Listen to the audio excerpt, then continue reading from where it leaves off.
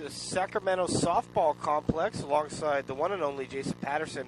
I'm Ben Schneider, getting ready for the Division I Sac-Joaquin section championship game here. Best of three Vintage Crushers out of Napa coming in with a record of 32-1. They do have the one loss, so they're going to have to win twice here tonight to win the section title. They'll be facing Pleasant Grove, the Eagles, who are just one victory away from the Division I section championship. They come in with a record of 22-9. Head coaches for Pleasant Grove is going to be Chris Murray, and for the Vintage Crushers, Rick Robin. We're minutes away from some exciting softball here at the Sacramento softball complex. And Jason, I know you did a little bit of homework on these two schools. What did you come up with? What can we expect from today's game? It should definitely be a good game, as Vintage is coming in looking to reprehend their only loss on the year. They've lost one game the entire year, and it was to these Pleasant Grove Eagles. So they're out here trying to beat these Pleasant Grove Eagles twice and take home the championship home to Napa. They come all the way from Napa, so Pleasant Grove had a little bit less of a drive to get here. They've got a little bit more of a following, but nonetheless, these Vintage Grove Crushers are going to come in here and try to definitely, like I said, reprehend that last loss that they got, because it is their only loss. They were on a 29-game win streak, and I believe the record for most wins in a season was 30, and they happened to lose that 30th game and fall 29-1. So they're looking to top that off. All right, so Pleasant Grove is taking the field. Let's give you your lineups for the visiting Vintage Crushers. Leading off, number 22, Casey Burnett in right field. Batting second, number 2, Sarah Hayes, the third baseman. Batting third, number 10, Bailey Robin, the second baseman. Batting fourth in the cleanup spot, number 15, Sydney Scott, the catcher. Batting fifth, number 17, Haley Forbes in left field. Batting sixth, number 4, Jordan Hernandez at first base. Batting seventh, number 8, Emily Ostrike, the pitcher. And batting eighth, number 24, Nikki Burnett in right field. And batting ninth, number 12, Courtney Kelly. For Pleasant Grove, the Eagles, they're going to go with Young in left, Amaturo in center, Antigua in right, McCoyne at third, Malagod at short, Camino at second, Washington at first, Murray behind the plate, and pitching today for Pleasant Grove is going to be Matthias. And that's Celia Matthias. Selena Matthias taking the hill, except in softball we don't really call it a hill or a bump. It's a flat ground. Or the circle. We call it the circle. Celia. We're getting ready to rock and roll here. Beautiful afternoon here in the capital city. Casey Burnett digs in. And our home umpire today calling balls and strikes is John Williams. And we're underway. First pitch is fouled back, and that's how we start 0-1. Our first base umpire today is Carl Clark, and our third base umpire is Vincent McQueen. 0-1 on Burnett. That's right down Broadway for a called strike. Quickly 0-2. As Matthias looks sharp out there so far. Infield in, playing the bunt. You look at the corner infielders, McCoy and Washington. A good 6-7 feet past the bag. That one's high. 1-2. Vintage needs to win twice. They've only lost one game on the year. Head coach Rick Robin at first base. 1-2 pitch on the way. And there's a blast to right field, a base hit.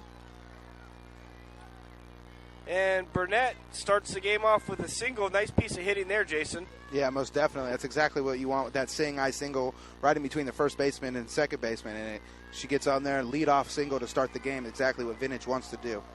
Surprised. McCoyne and Washington still playing a good 5-6 feet in front of their respective bags on the corner. I don't think I've ever seen that before. Ball's outside 1-0. Batter is Sarah Hayes, the third baseman, number 2. Another left-handed batter for the Vintage Crushers out of Napa. Lefty on righty. 1-0 pitch on the way. Shows bunt. Runner goes. And it gets by Comina. And advancing to third on the E6 is Burnett. So the throw was a little bit off, but Malagod should have made the play. I was going to say it was a little bit off, but it was still there, close enough to be caught. It was just unable to be brought in, and so she gave up an extra base there. And there's a swinging bunch. They're going to go home, but it's not in time. Oh, and they throw to second, gets away. Another error.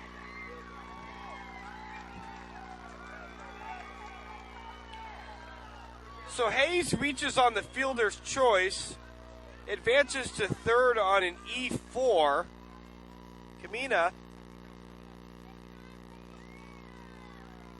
should have had that one too, Jason. Yeah, definitely. That's already 2 early errors in this game, and that's going to put Vintage up 1-0 with a runner on third and no outs. So that's already a good way to start this game for the Crushers. Didn't mind the decision by Matthias to go home there, but it was not a force, so right. He had to make the tag a little bit late.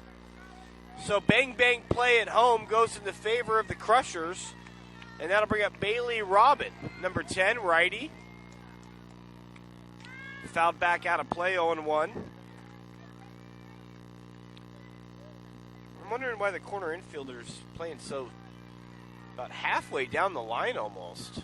Yeah, it's definitely an interesting setup for this infield. You saw in that first play by Burnett, I think if Washington was playing at normal depth, she makes that play at first. I definitely agree. If she has that little bit of room, that hole in between first and second is a lot less, and she probably could have got in there and made that play. Nonetheless, they're still going with that limped up forward infield. Misses outside, 2-0. Wondering if they're keeping, it doesn't look like they're keeping balls and strikes on the scoreboard. Or are they? Or the score. Good thing I brought my scorebook. That's fouled back out of play. It's going to be 2-1. Top of the first, Vintage on top, 1-0. Crowd still filing in here. Softball field number 3 here at the Sacramento Softball Complex. Oh, there's a blast to center field. Could be trouble, but Amaturo's under it, tagging. Oh, it's going to be a close play, but it's there safe. Hayes scores on the sac fly, so Robin gets the job done, Jason. Give her an RBI. And it's 2-0 as Hayes comes in to score. The base is empty now, 1 out for Sydney Scott, the cleanup hitter, number 15, the catcher for the Crushers.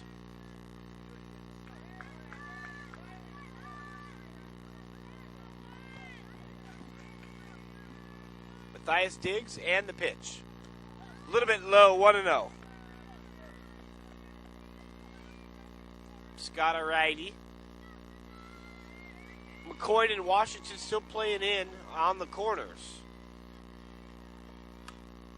And that's chopped foul just past our first base umpire, Kyle Clark.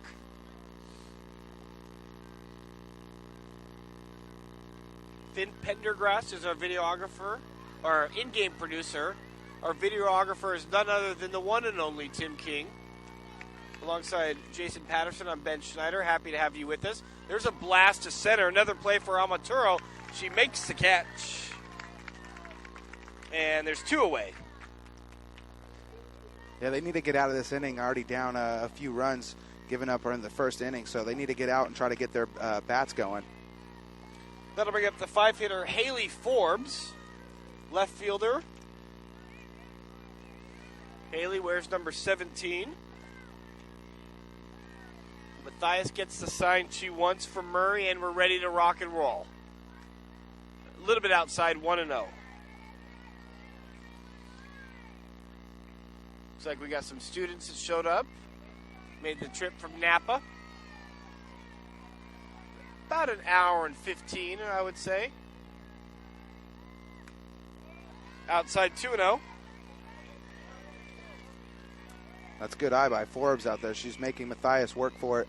It's exactly what you want to do get this starting pitcher to start throwing those extra pitches. Swing and a miss on a fastball. 2-1. Yeah, that Murray had some, or Forbes was way behind on that one. That one had some mustard on it for sure. Yeah, it did. Mathias has a strong arm. Out of the circle, the windup, and the pitch. High and outside, 3-1. I heard there was a rumor that Jeff Kurtz was in the house, and I didn't actually lay eyes on him. I seen him earlier. West Coast president, Play on Sports, making the trek up from sunny San Diego. 3-1. It looked like Forbes was taking all the way, and we got a full count, folks. 3-2, top of the first. Crushers on top, 2-0. Trying to force a decisive game 3. Fouled back out of play. And we'll do full count again as McCoy goes over to Mathias, give her a little words of encouragement. Payoff pitch on the way. Here it is. Swing and a miss. Mathias gets her first strikeout, but the Crushers send 5 to the plate. They get 2 runs on 1 hit. They leave none, and through a half inning, Vintage 2 and Pleasant Grove nothing, but they're coming up to plate after these words.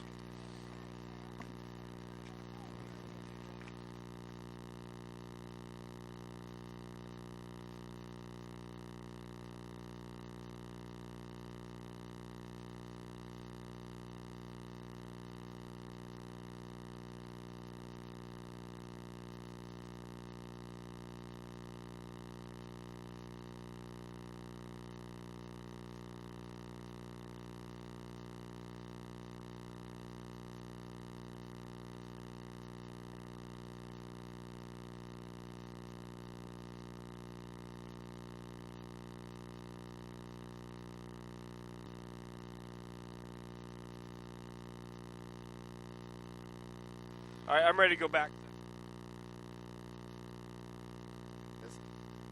And welcome back here. And let me give you your lineups there for the Pleasant Grove Eagles at 22-9 on the year.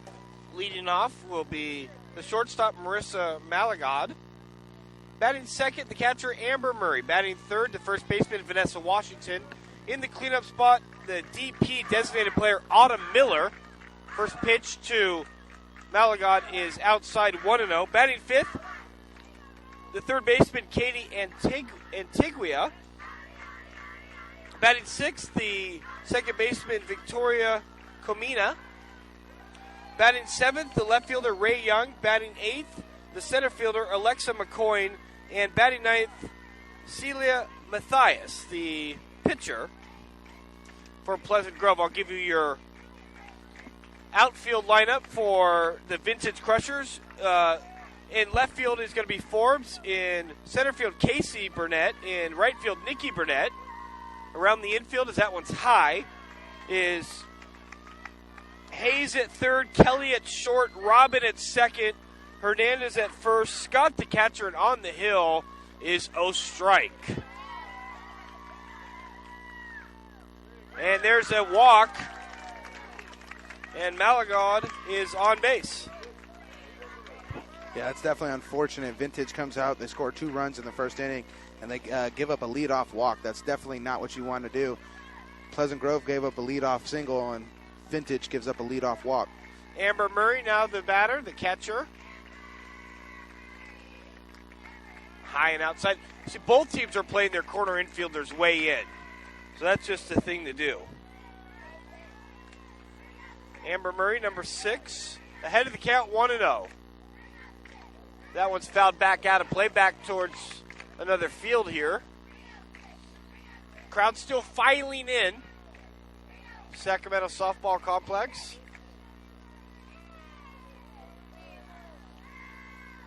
Pleasant Grove and Vintage for all the marbles. That one's high. Scott did a nice job of framing that one to no avail. And it's 2-1. Yeah, one thing I've noticed is these Pleasant Grove girls, they are making Ostrike work for it already. They're not swinging at anything that's not close enough. That's low. 3-1. Oh, Strike a little bit frustrated out there in the circle.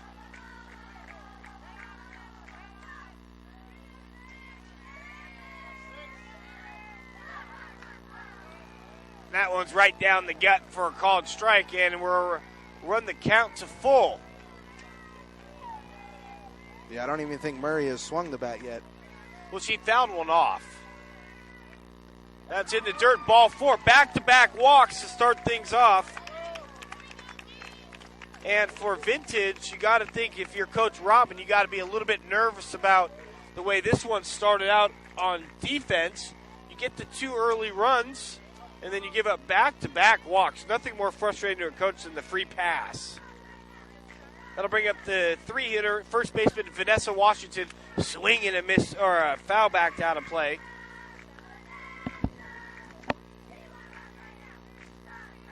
Malagot at first, Malagot at second, Murray at first, Washington at the plate and the pitch. Swing and a miss, 0-2. That one had some heat on it. So strike maybe. You're starting to see the frustration start to mount as O-Strike is starting to put a little bit more extra on those balls. 0-2 pitch on the way. And that's foul back out of play. Making a nice effort, but running out of room was Nikki Burnett. We got sisters out there in left and right, Nikki and Casey. Left and center. Thank you. Or right and center, sorry. It's right field, Nikki Burnett. Left field, or center field, Casey Burnett. That's what I said the first time. You said right and left. You never correct your play-by-play guy. You know that. 0-2 the count on Vanessa Washington. Good crowd on hand. They definitely filled in nicely. Nice little breeze today. It's one of those beautiful Sacramento days. Not too hot. Nice breeze. That one's in the dirt. Nice stop there made by Scott. 1-2 the count. Yeah, O-Strike needs to just settle down. She's got a 2-run cushion. She needs to not have so much pressure on herself. Just start making those strikes. And you throw strikes, so you're going to let your defense make the plays. No, you don't want to give out too many free passes.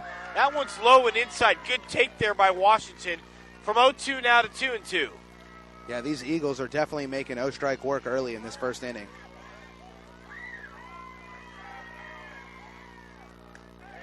So from 0-2 now to full. Full count on Washington. O-Strike walks off the mound, takes a deep breath. Critical part of the game early on. Payoff pitch on the way. And that's another foul ball. Giving chase is Forbes. And it's actually going to be the shortstop, Kelly, making the play. Good range there by Kelly. Yeah, definitely good range. Way to bail out her pitcher on that one. Her pitcher needed a little bit of an out. That might settle her down a little bit. So that could turn around and help out the Crushers a lot, getting that first out of the inning. Now it'll be the DP, Autumn Miller. Miller will bat cleanup, but will not play in the field, for those of you scoring at home.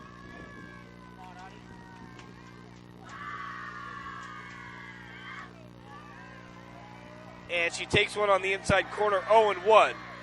Miller, number 10 at righty.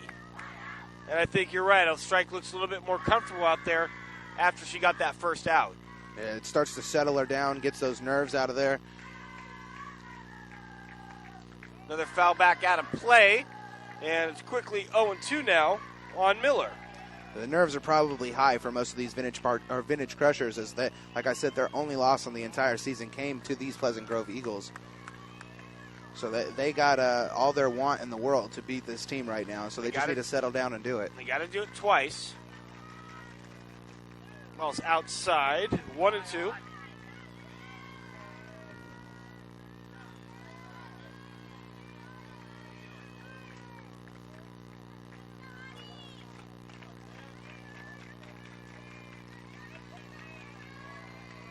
One-two pitch on the way. Foul back out of play. It'll remain 1-2.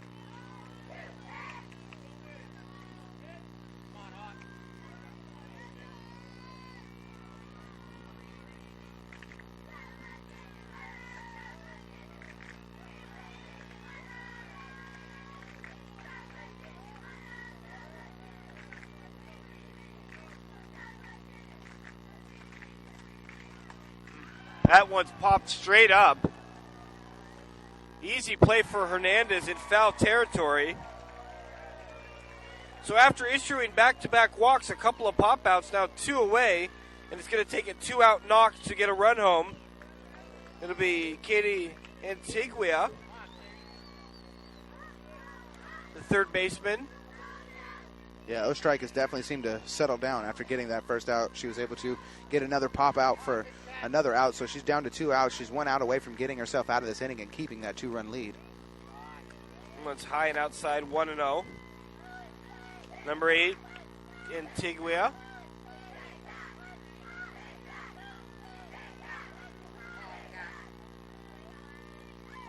One 0 pitch on the way. Swing and a miss. 1-1. Yeah, Antigua wanted to put that one in the right up over that fence right out there. She wanted all of that one. Unfortunately, she came up empty. Swing and a miss. Antigua unable to catch up with that heater. And now, strike 1 pitch away from getting out of a little bit of trouble.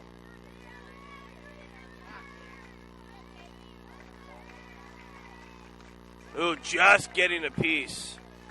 That's way to stay in there. That was big. She needs to stay in that at bat.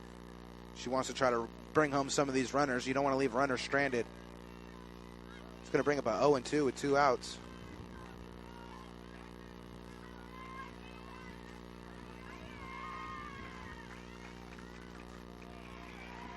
Just a bit inside. 2-2. Pretty close there, but it ended up being a good take by Katie.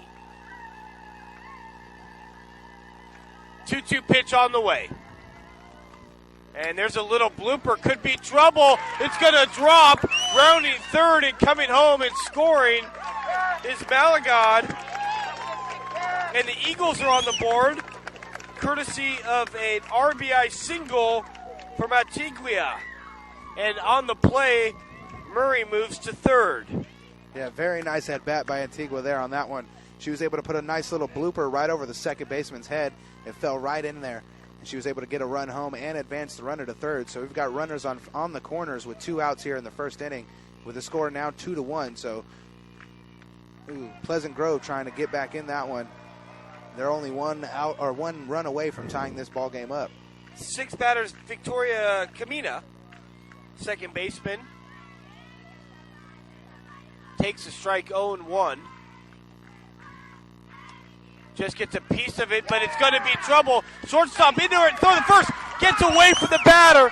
Oh, boy. We got a tie game, folks. That was big right there.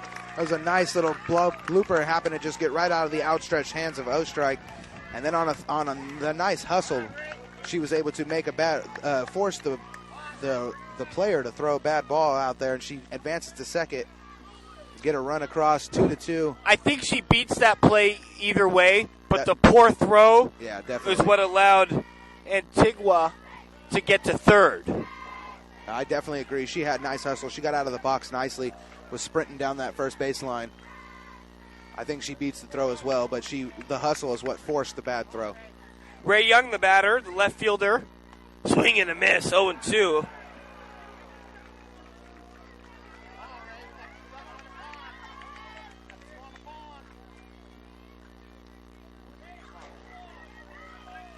Camina actually went to second, so a base knock here can drive in 2. Yeah, Ray Young would like nothing more than to get an RBI or even a couple RBIs right now, because a single could very well bring in both runs. Antigua is at second. Camina at Antigua at third. Camina at second. Swing and a miss. The inning finally over, but not before Pleasant Grove sent 7 to the plate. They get 2 runs on 2 hits. They leave 2 through an inning. We're all tied at 2 here on PlayOnSports.com. Play On Sports will have live coverage of the Trans-Bay Baseball and Softball Championships on Friday, May 17th at 4 p.m. It's live coverage of Game 2 on the baseball finals and Game 1 of the softball finals. And don't forget to check the Play On Sports broadcast schedule page for information on all upcoming broadcasts from around the San Francisco and Oakland sections and beyond. The spring championships are here, only on PlayOnSports.com. Also, do you want to watch more of your school's great matchups like the game you're enjoying here today? Tell your school to sign up for the Play on Sports School Broadcast Program. The program allows schools to broadcast all their games and other activities on the web. For more information, go to PlayOnSports.com/SBP.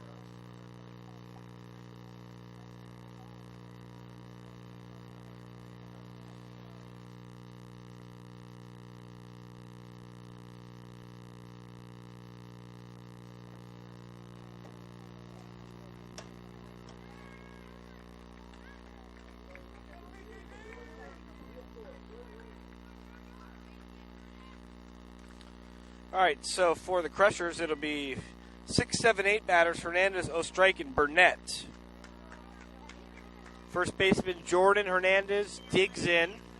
They're meeting on the mound.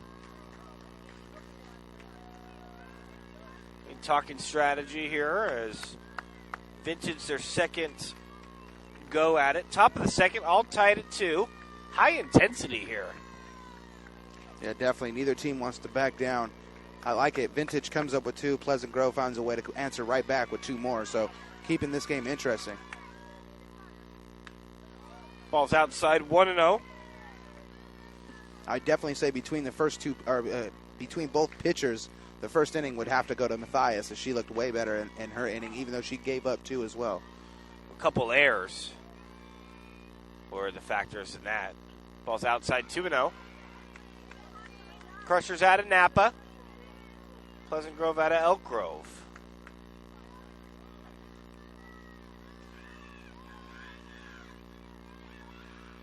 Two-0 pitch on the way. That one's right down Broadway for a called strike, 2-1. And I believe that Hernandez was taking all the way. Matthias gets what she wants from Murray. 2-1 pitch and the delivery. Fouled back out of play, 2-2. Over by my chair. That's hopefully still there. 2-2 the count, top of the second. We're all tied at 2. 2's across the board.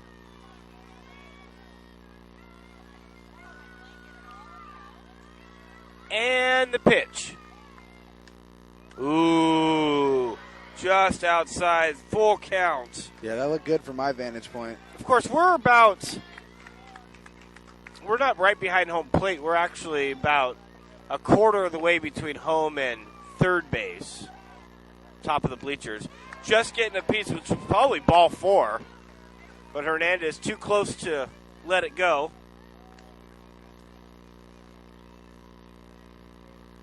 We'll do full count all over again. It's the old payoff pitch. Here it comes. Foul down the third baseline. McCoy's still playing in about 6-7 feet from the bag.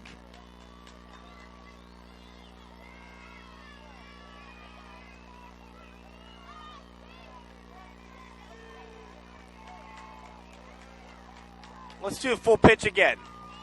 Here we go. Swing and a miss. That was a beautiful pitch by Matthias, and she gets her to chase that one. That was definitely ball 4 to Hernandez there. Hernandez just happened to not be able to lay off the high one, and Matthias gets a nice strikeout to start this inning. So back-to-back strikeouts for Matthias. Forbes to end the first, and now Hernandez to start the second. That'll bring up Emily Ostrike, the pitcher.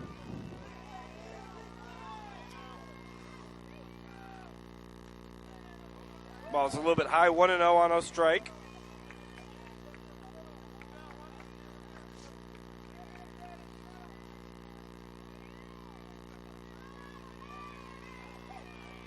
One-0 pitch on the way. That ball's belted into center field and a base hit, as Amaturo was playing pretty deep.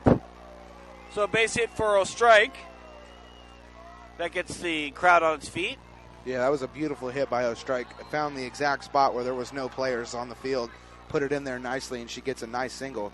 So we got a 1-out single by Ostrike. We'll have a pinch runner, too, number 20. You got your roster? Yeah, that's number 20, who I don't have on my roster for Vintage. But a strike can still come in back in the game. In softball, you can come in and out Correct. as many times as you want. That's normally something you see when the pitcher gets on. They usually call a pinch runner. But we don't have a name for 20. That's too bad. Yeah, we apologize to number 20 to Vintage. No name on the roster.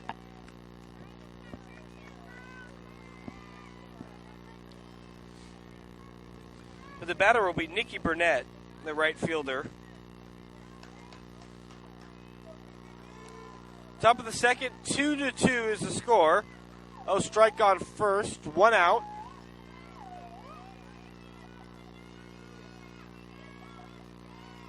And the pitch. Inside, 1-0.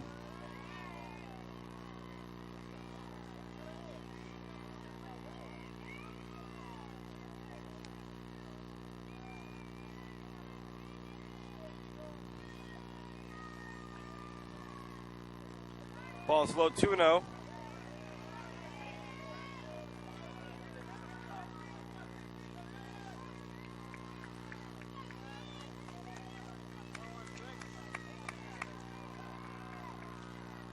Two-0 pitch on the way from Matthias. Very high, 3-0. You got to figure Burnett's taking all the way here, Jason. Yeah, I definitely would not expect a swing, as that one was really high from Matthias. We're even going to get a little meeting here in the pitcher circle.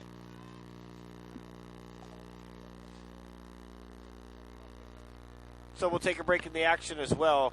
Top of the second, all tied at 2. You're listening to the Sac-Joaquin Division I Section Championship game only on PlayOnSports.com. Play On Sports is on Facebook and Twitter, giving you news and information and links to great highlights. Follow us at Play On Sports on both Facebook and Twitter. You can also access thousands of live and on-demand games on YouTube at youtube.com/PlayOnNetwork. Keep up with all the action every week from your destination for high school sports, PlayOnSports.com.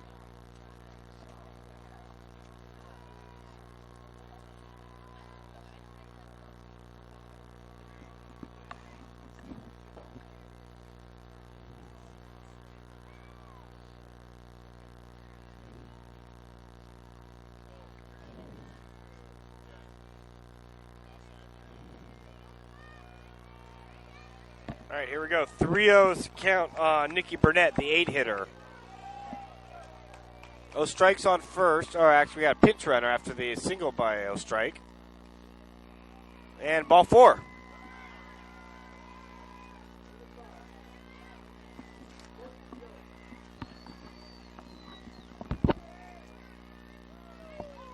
to run down there and see who that is? Yeah.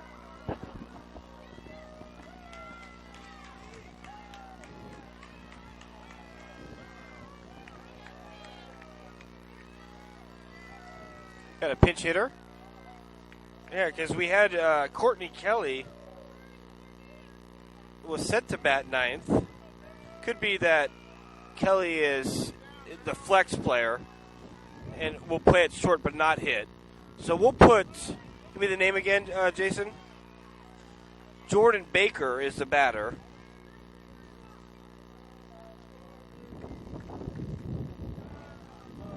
And Baker has a chance to give her team the lead again. Runner at first and second, only 1 out. There's a shot to the second baseman. Just gets under her glove. Rounding third and coming home to score easily is a strike. Pinch runner. And it's 3-2 Vintage. An RBI single for Jordan Baker. Well, Kamina made a nice effort going to her right, just over her glove, or under her glove. And we'll go back to the top of the order to be Casey Burnett. She singled and scored in the first, 1 for 1.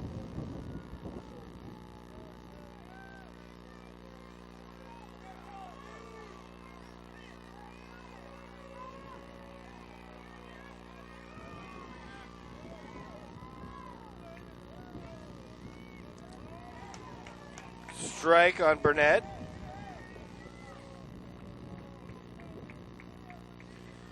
Nikki Burnett at second, Baker at first, Casey Burnett at the plate. 0-1 pitch on the way. Misses outside, 1-1.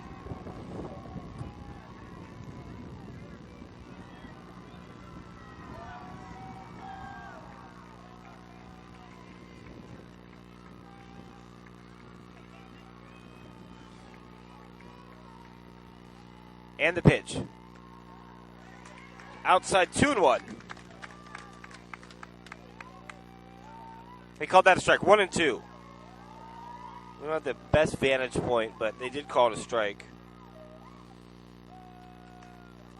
Got meeting on the mound now with Burnett and head coach Rick Robin. Meeting at third.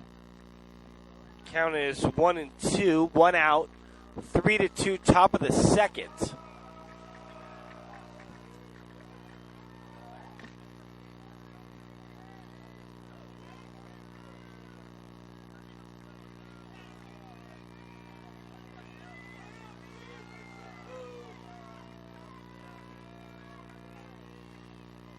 One-two pitch on the way.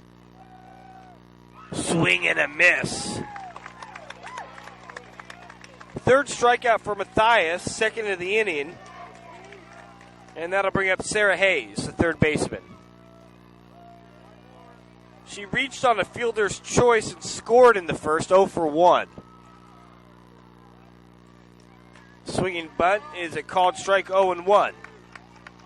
Matthias trying to limit the damage here in the second. 1 run already in. We've had our second lead change already. 0-1 pitch to Hayes. Called strike. Delayed call from home umpire John Williams, but nonetheless a strike.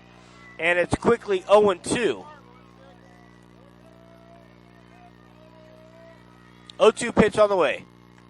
Very high, 1-2. Max Preps on hand.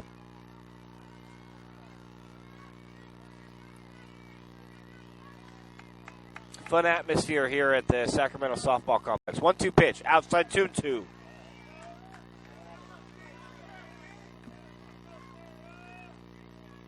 Burnett at second, Baker at first.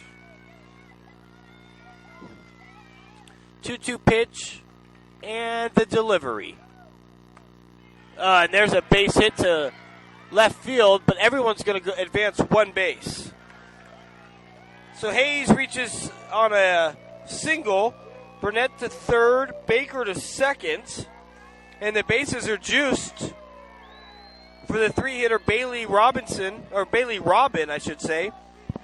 Bailey had a RBI sac fly in the first, but she can really open this thing up here with an extra base hit. Nowhere to put her either. That one's high. 1-0. 2 outs, top of the second, bases loaded. 3-2 Vintage on top. Sac-Joaquin Division I Section Championship game. Double elimination. It's a foul out of play, 1-1 on Bailey Robin.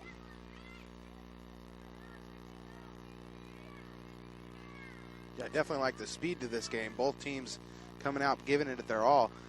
I expect lots of scoring to continue on in this game. Change up. It's a called strike, 1-2. That pitch was beautiful. Even Robin had no idea when that ball was going to get there. That took like 2 years to get there. She was probably sitting fastball. 1-2 pitch on the way. Matthias trying to pitch out of a jam. Ball's outside 2-2. High intensity here in the second.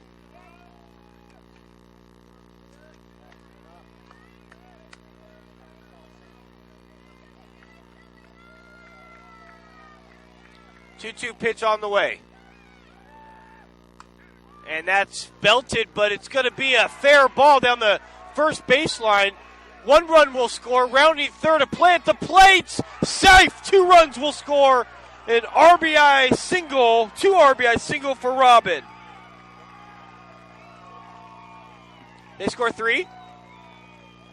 There's nobody else left on base. Oh, you're right. They did score 3. Wow. A 3 RBI single. So Burnett scores from third. Baker scores from second. And Hayes scores all the way from first. And Bailey Robin comes up with an absolute huge hit for Vintage. You don't see 3 RBI singles too often. No, not at all.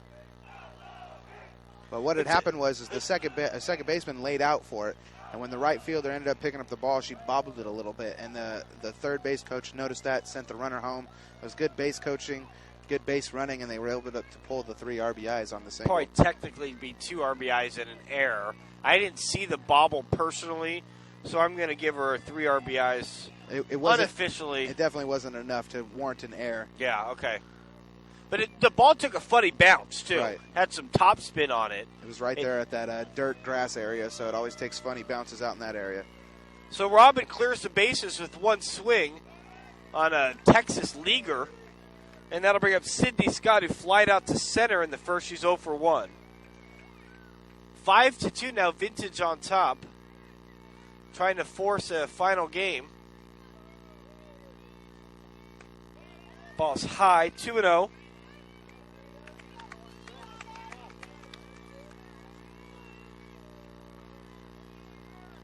Six to 2.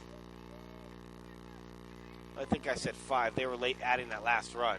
And there's a shot to right center field. Lots of trouble. Finds a gap. All the way back to the hole is Antigua. And played a third. No. An RBI triple for Scott. What a hit. That was a smash right out between right field and center field. That went all the way to the wall. That was a nice hit. Brought her runner home from first. RBI triple, just like you said. And Vintage has blown this one open 7-2 here in the second inning. All on a 2-out rally. They had 2 outs, bases loaded, only scored 1 run in the inning, and then they end up scoring 4 more. Yeah, and Haley Forbes is going to be the 9th batter for the Crushers in this frame. So batting around. Inside strike, 0-1 on Forbes, who struck out swinging in the first.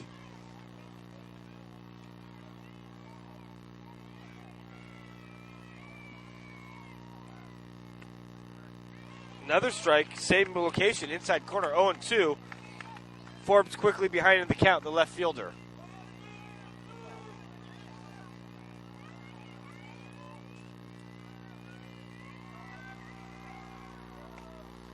And there's a shot through the legs of McCoy, coming home to score easily as Scott.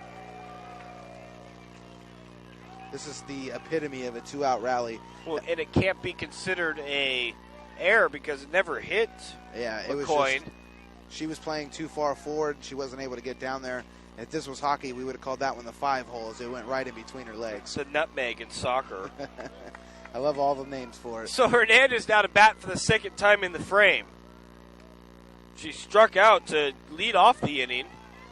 Ball gets by Murray, but not. I don't think Forbes was paying much attention. Otherwise, she could have easily made it to second. And I still don't get why McCoy plays so shallow there at third. Yeah, seeing as that last pitch went, or that last hit went right through her. And there's a blast to left field. Over the head of Young. This could be trouble. Rounding third, coming home to score on an RBI double from Hernandez. Wow. Vintage has just silenced this side of the stadium. And that'll bring up Ostrike, who singled and scored earlier in the inning. This is a 7-run inning.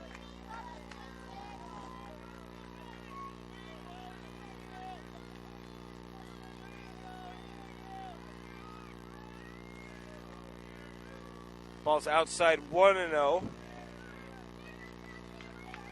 Still 2 outs, as Jason mentioned. A 2-out rally. 2-out, 6-run rally.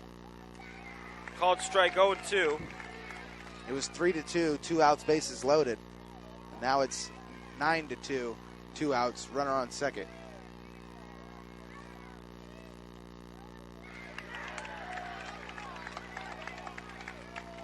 Called strike 1-2. Make it 2-2, right? I was talking to a couple of people around the stadium, and they were telling me that Vintage is just blowing people out this year. And so far, that is what they're showing here in this game. There's a little popper. Should be a play for Murray. She makes the catch. The inning is finally over, but not before. Vintage sends 11 girls to the plate. They get 6 runs on 7 hits. They leave one through 2.5. The score, Vintage 9 and Pleasant Grove 2. Do you want to watch more of your school's great matchups like the game you're enjoying here today? Tell your school to sign up for the Play on Sports School Broadcast Program. The program allows schools to broadcast all their games and other activities on the web. For more information, go to playonsports.com/SBP.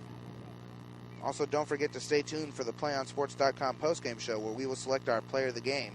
That's coming up following the game on your destination for high school sports, playonsports.com.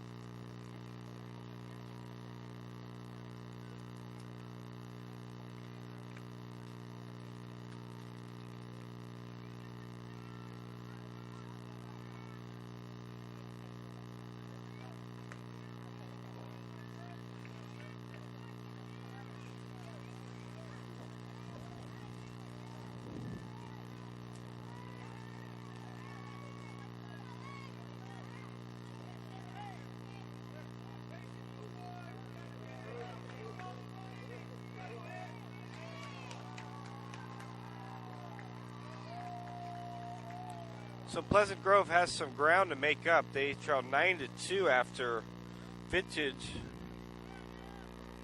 scores 7 runs in the second. Bottom of the second, still lots of softball left.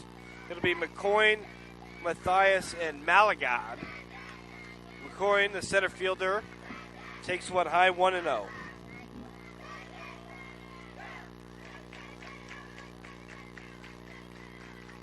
Swing and a miss, 1-1. And now you see Strike a little bit more pep to her step now that she's got a 7-run lead. She can go out there and just make pitches. That's definitely something she needed out there because she was looking a little flustered in that last inning. Just getting a piece of it was McCoy, 1-2.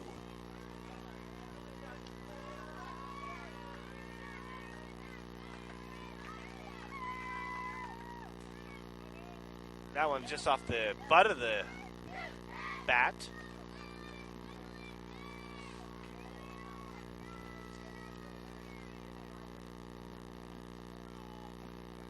Count will remain at 0-2.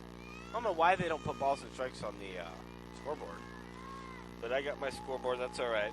They want to make it more difficult for everybody else.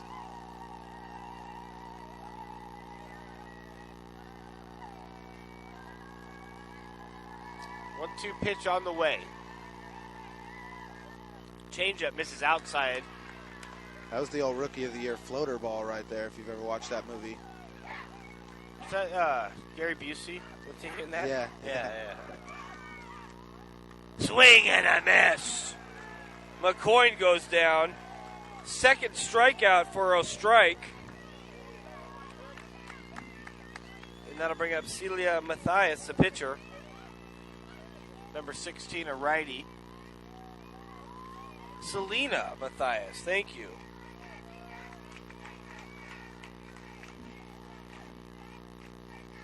Selena digs in.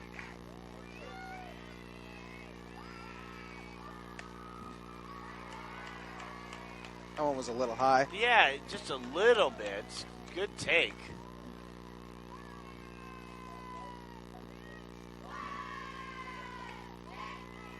Low, 2-0. I definitely like the athleticism and just the happiness of Pleasant Grove over here. They're down 7 runs, and they're still out there cheering on, trying to get something going. Yes. That's a beautiful double. Yeah, base hit straight up the gut. Yeah, that was nice. Right back down the middle. So the third hit of the afternoon for the Eagles. That'll bring up the top of the order, Marissa Malagad. Shortstop walked and scored a run in the first. We got a pinch runner, number 3, Anita Singh, Jr. So Matthias can go and rest and get ready for go back out to the mound.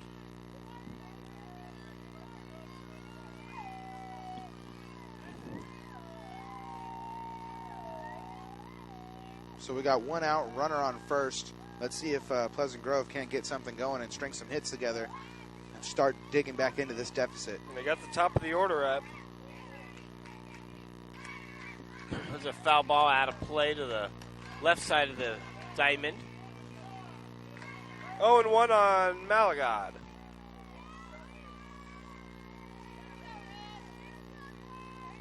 Hayes playing pretty about halfway down the line at third.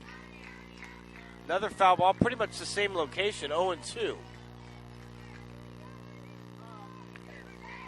Jeff Kirch is in the house, I heard. I haven't actually laid eyes on him. He's the West Coast president for Play On Sports. 0-2 delivery on the way. High, 1-2. Got the Kings rally tomorrow at Cesar Chavez. Sure Jason will be down there. And there's a blast to left field. Forbes barely has to move, however. And there are two away. Yeah, that one almost looked like it got caught up in the wind a little bit. Because we've got a little bit of a breeze coming in. It got up there and kind of died and floated right into Forbes. Vintage trying to make it a true championship game. If they win here, we'll have a final game for all the marbles. Pleasant Grove can wrap this thing up with a victory, but they trail 9-2 here in the bottom of the second. Batter is Amber Murray, who walked and scored in the first. Takes high.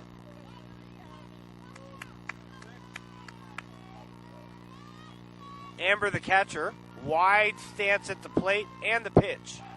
Swing and a miss. 1-1.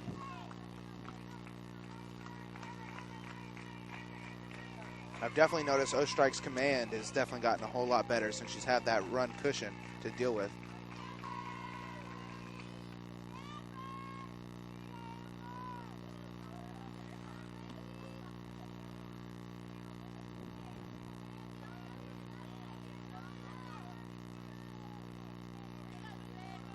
A little confusion on the count.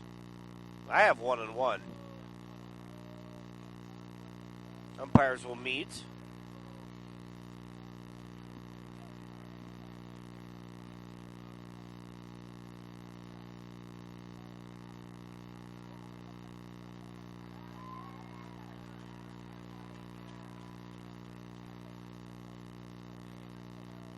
What's the confusion, Jason? I think it was the count. It's definitely the count. And then we were right the whole time.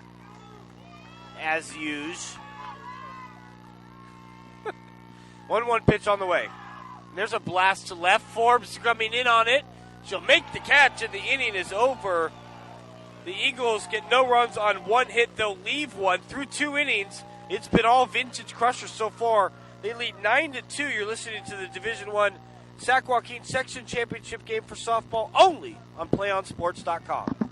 Play On Sports is on Facebook and Twitter, giving you news and information and links to great highlights. Follow us at Play On Sports on both Facebook and Twitter.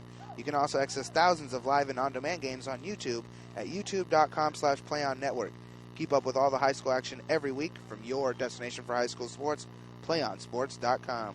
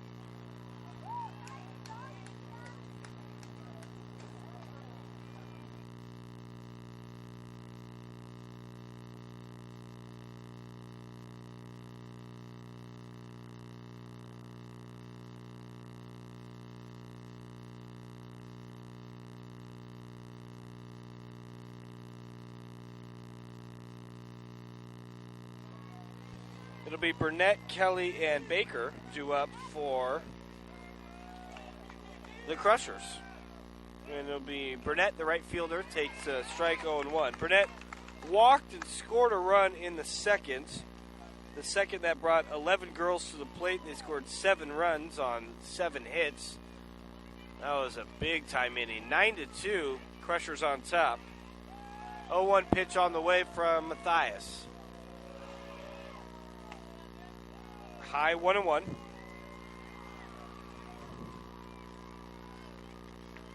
Burnett, Baker, and the other Burnett, Casey, is your 3 due up for the Crushers. 32-1 on the year. Time called.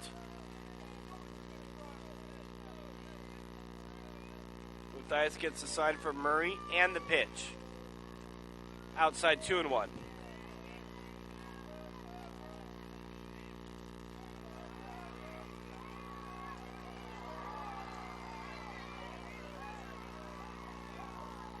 Nicky digs in and the pitch.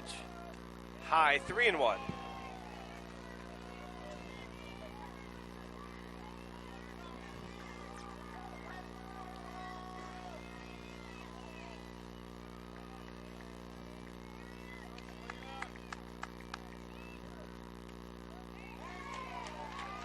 That one just grazes the inside corner. Burnett thought she had a walk, but it's full now.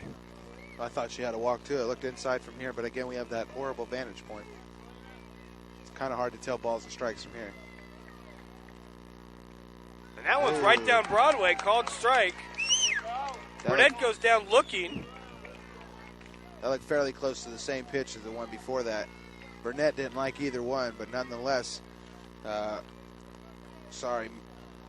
Matthias liked that call. Picks up her 4th strikeout. First looking. That'll bring up Jordan Baker. Flex position. Baker batting, not fielding, and Kelly fielding and not batting, if that makes any sense. Baker had an RBI single in the second and scored a run. She's 1 for 1.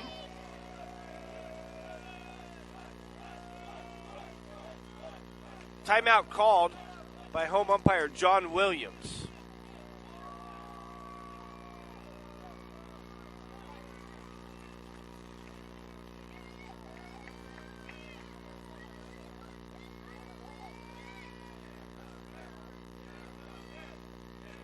Ball's high. 2-0.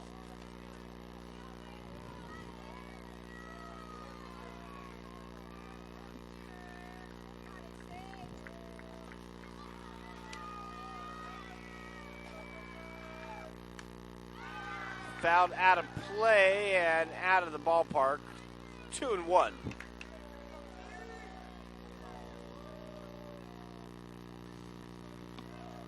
Division I Sac-Joaquin Softball Championship. Here from the Sacramento Softball Complex. Field number 3. Good crowd on hand. Beautiful weather. Just a fantastic day here at the yard. Swing and a miss on a changeup. Baker will look confused on that one, Jason. Yeah, that would have confused anybody up there. You? Yeah, well, Matthias has been pitching nothing but heat. And then when she throws that changeup, definitely would fool me. See what she does 2-2 here. Popped up. Going to be an easy play for Matthias. So 2 up, 2 down here in the top of the 3rd. And that'll bring up the top of the order, Casey Burnett. Burnett 1 for 2, had a single, scored a run in the first, struck out in the second. Left-handed batter. She's the right fielder for the Crushers. Pleasant Grove looking to set down Vintage 1-2-3 for the first time today.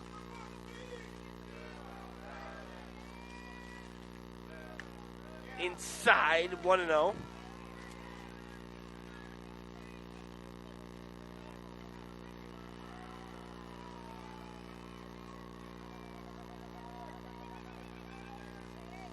Pitch. Low and outside 2-0.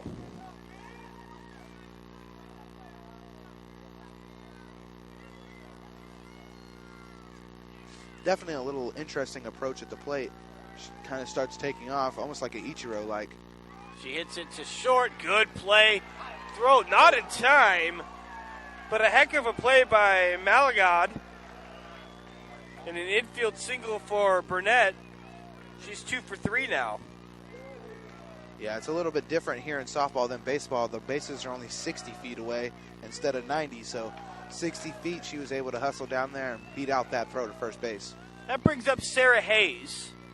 She scored 2. She's 1 for 2. A single and scored in the second. Reached on a fielder's choice and scored in the first. Takes high and outside 1-0 now on Sarah Hayes, the third baseman, left-handed batter. Digs in. Shows butt, pulls back. Runner goes down the second. And it's a stolen base there for Burnett. First stolen base of the afternoon for the Crushers. And that moves the leadoff batter, Burnett, into scoring position.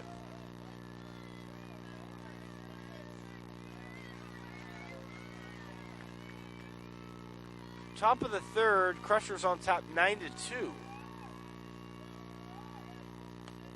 Ball's outside, 2-0.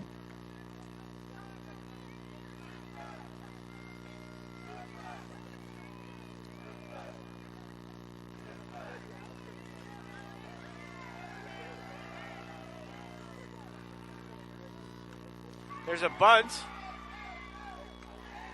And the covering was the second baseman, Kamina. So that one goes 1-4. And Vintage fails to score. So they bring 4 to the plate. They get no runs on 2 hits. They leave one through 2.5. 9-2, Vintage on top.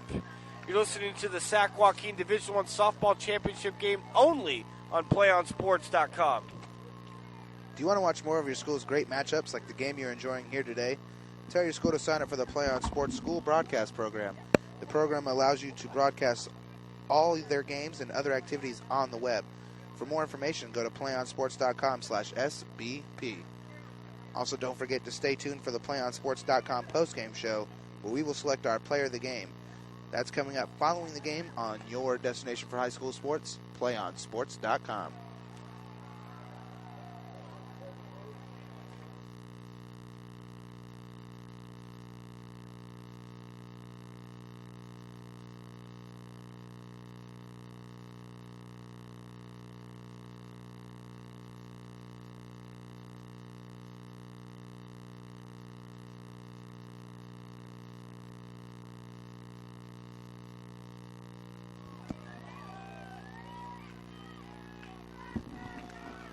First pitch swinging here in the fourth is a fly ball to left, and dropping it was Young.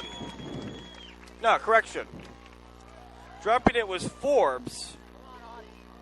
So Washington reaches via E7. Even though she made a long run, again, if the third baseman was playing at a normal spot, right, she might have had some help there. I just don't get why the third baseman's play so shallow here. So we're getting a pinch runner for Pleasant Grove. It's going to be number 2, Brittany Hutchins, who's going to take the base. She's a senior. She's going to go ahead and take first base over for number 12, Vanessa Washington. And that'll bring up Autumn Miller. Miller's 0 for 1. Ground flew out in the first. Number 10, the designated player here today.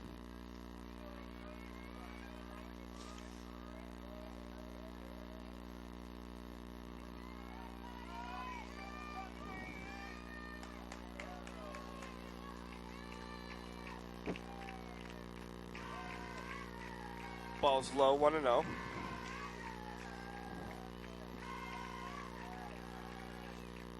Pleasant Grove looking to get back in this thing. They trailed 9-2 here in the bottom of the third. Foul back out of play.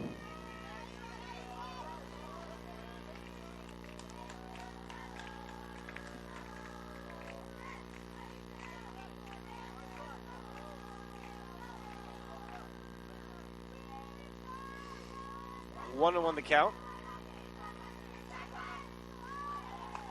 And there's a blast to center field, but right at Casey Burnett. She only moved a foot. Yeah, that was absolutely beautiful. It looked like a good hit coming off the bat, but it happened to go right towards Burnett, right out there in center field. She made about 3 steps forward, and it was right in her glove. So solid contact on the ball, but bad placement right at the center fielder.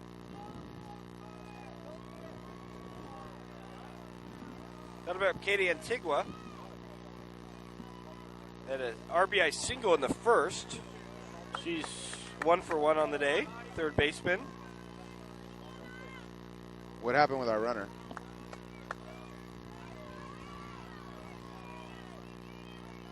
It's a good question. They didn't double her up. I would definitely miss that if they did. Because it's... I seen her run off with the batter. That was interesting. And as Antigua pops up... That's Autumn Miller who's at bat still.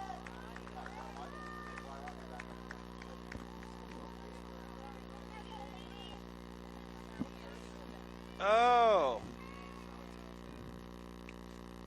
Did you get that, Jason? So Washington left early. They called her out, brought Miller back up to the plate. She flies out to first, and that'll bring up Antigua. Got it. She pops it up. That's an unfortunate turn of events for these Pleasant Grove Eagles. Yeah, because they need base runners, you're right. But I don't get why you would give the runner out and give the batter another chance when she just flew out. It doesn't make a lot of sense to me. Softball's got some weird idiosyncrasies, I guess. There's a pop to right fielder, gets by her. This could be big-time trouble. Coming up was Casey Burnett to help behind it. Good job of backing up the play. Otherwise, that would have been an inside the Parker.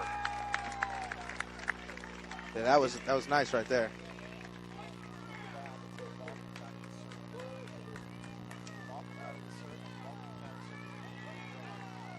Before the play happens, gotcha. Okay.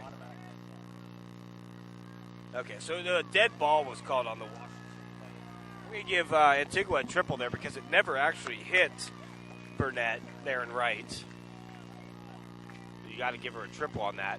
And this could be the last out. It's a lazy fly ball to Kelly at short. And the inning is over. For Pleasant Grove in the bottom of the third, they get no runs on one hit. They leave one through 3, 9-2. Vintage on top. You're listening to the Division I section championship game for the Sac-Joaquin section, only on playonsports.com. Play On Sports is on Facebook and Twitter, giving you news and information and links to great highlights. Follow us at Play On Sports on both Facebook and Twitter. You can also access thousands of live and on-demand games on YouTube at youtube.com/playonnetwork. Keep up with all the high school action every week from your destination for high school sports, playonsports.com.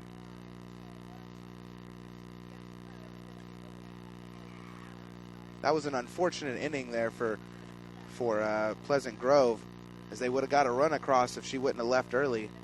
Well, it's hard to say. She would have got it. Maybe the right fielder plays a little bit differently with a runner on. It's kind of hard to say, but I see where you're going with that. I definitely think they would have had a better chance. Better chance. There you go. So we're coming up on the fourth inning, 9-2 Vintage ahead of Pleasant Grove. And your Division I Sac-Joaquin section championships. If Vintage can get the win, that'll force a Game 2 here tonight to take home all the marbles.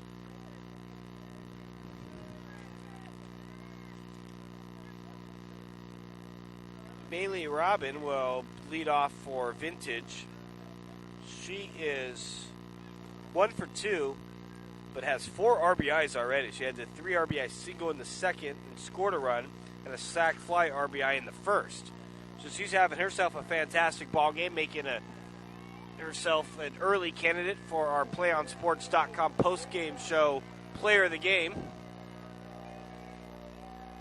Yeah, anytime you can have as many RBIs or more RBIs than the opposing team has total runs, you're doing pretty good.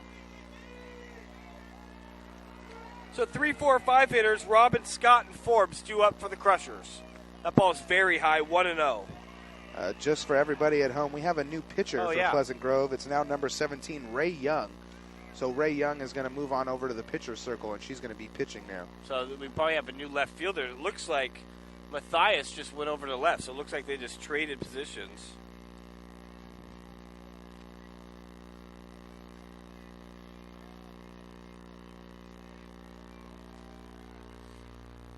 Quick meeting on the mound between Murray and Young now. Ray Young is just a freshman. Wow.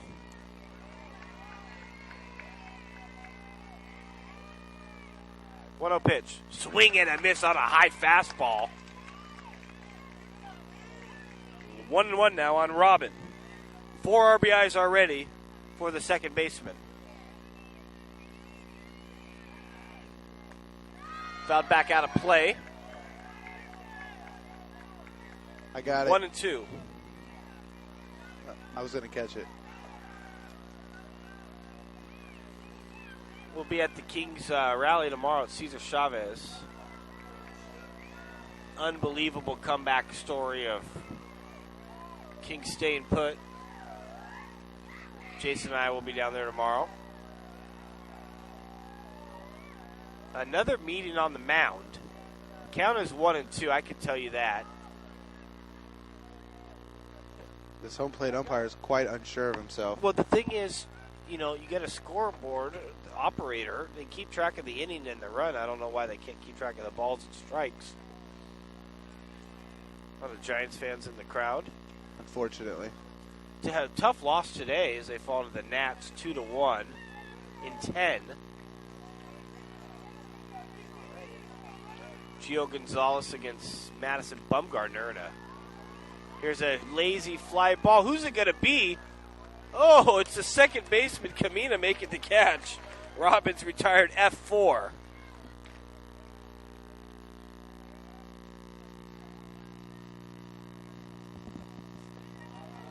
Yeah. So just for everybody at home, we've been having a little bit of a number change.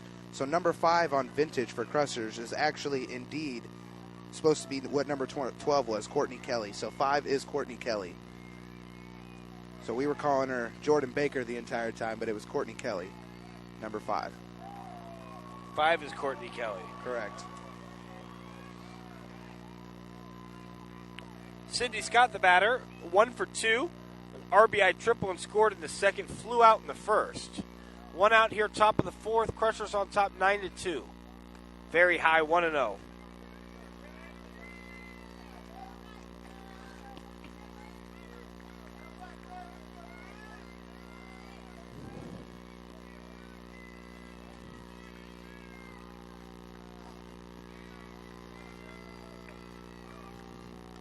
That one's right down Broadway.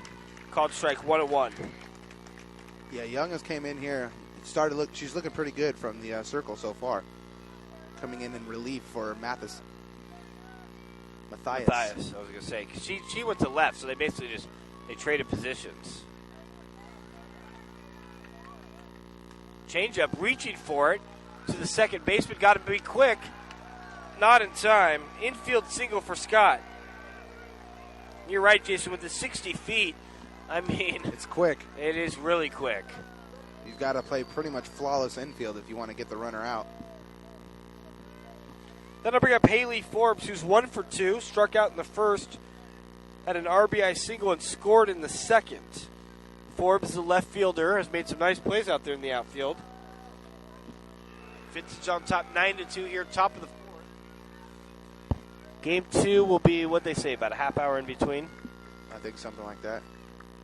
If necessary. It's looking that way so far. That ball's high and outside, 1-0. Finn Pendergrast is our in-game producer.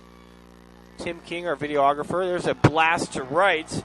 Giving chase is Antigua, and it's past her over her head all the way to the wall. But Scott didn't get a very good jump on it because she had to wait to see if Antigua could make the catch.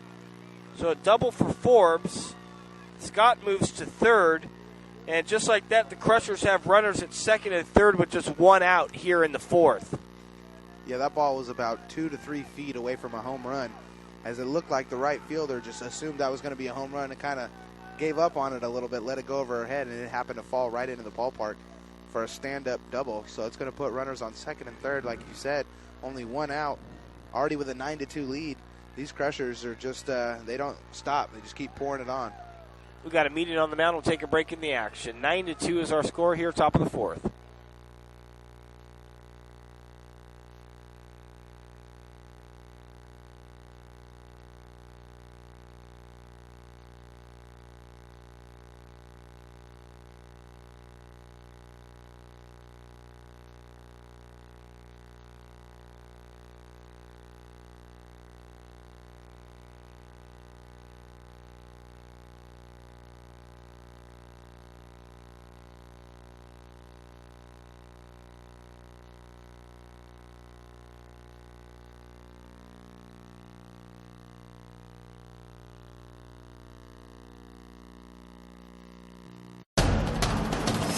We can get a player up here. Oh, that's good stuff. All right, perfect. Prepare a Wiley Ballard graphic. Do you want me to start the stream?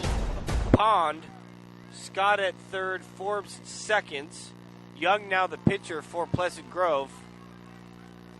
Hernandez digs in, and the pitch. Right down Madison Avenue for a called strike, 1-0. 2-0-1, I mean. Possibly a second game here if the Crushers can hold on. Looking to add to their 7-run lead. That one's very high and outside, 1-1.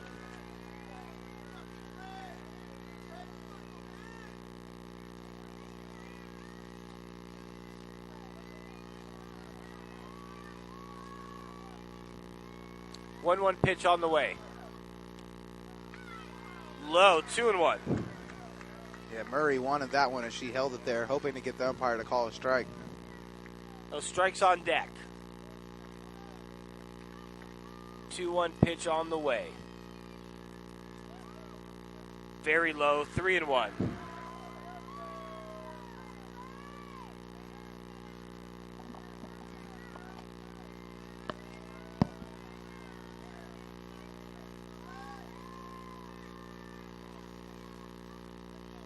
Got to come in here.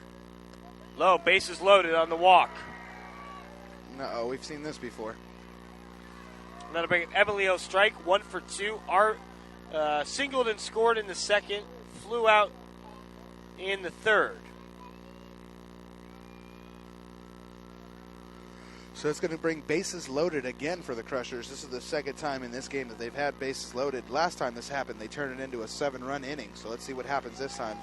Last time it was with 2 outs, this one with 1. Infield in, trying to come home on any ground ball, trying to limit the damage here. That one's very high, 1-0 on a strike.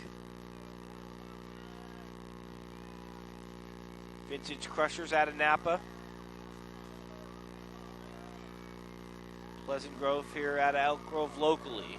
Good crowd on hands. 9-2 is our score, top of the fourth. Ball's low and outside, 2-0. And Young a little bit rattled out there in the circle. Yeah, the freshman is starting to feel it out there. She's got bases loaded. Division I, Sac-Joaquin section championships. She could definitely start to feel the pressure mount up. She comes in here and is fouled back out of play. 2-1 now the count.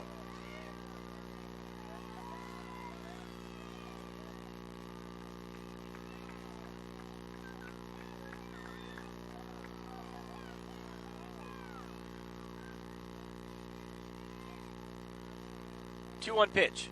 Very high, 3-1. And now she's got to come in because there's nowhere to go. Yeah, this is you have to pitch a strike here. You walk her, you give up a whole run. Nobody likes to give a free pass on a run, never mind just a free pass for a base. I expect to take the whole way. Ooh. No, strike. Lines to third. It's going to be a double play. Or to shortstop. Well, how about that? So lines out to Malagod. She throws to McCloyne for the 6-5 inning-ending double play. And that's how you get out of a jam.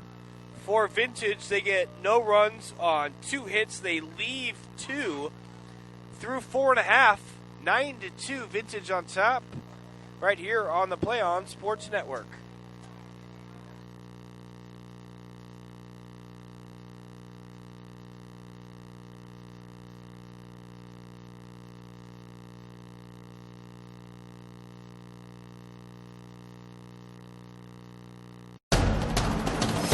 We can get a player up here. Oh, that's good stuff. All right, perfect. Prepare a Wiley Ballard graphic. Do you want me to start the stream?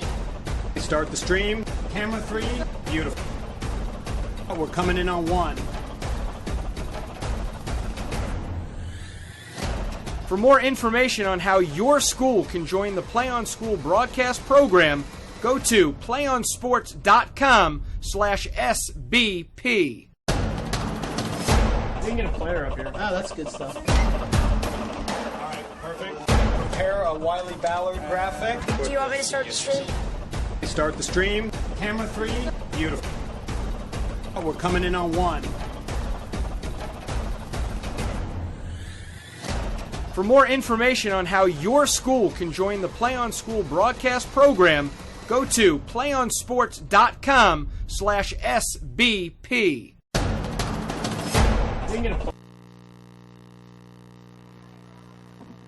All right, bottom of the 4th. Pleasant Grove looking to get back in this thing. They trailed 9-2. They got out of a jam there. That could have been a disastrous inning. It'll be Ray Young, Alexa McCoy, and Selena Mathias here in the home half of the 4th. But I got a 7 at the plate, Jason. That's right. You said it right. Ray Young. I had her listed as number 9. Oh, she's definitely 17. Okay. Young's is only her 2nd at bat.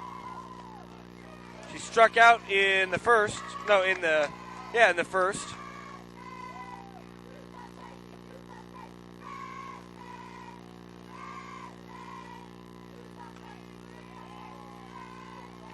Down to get 1-1.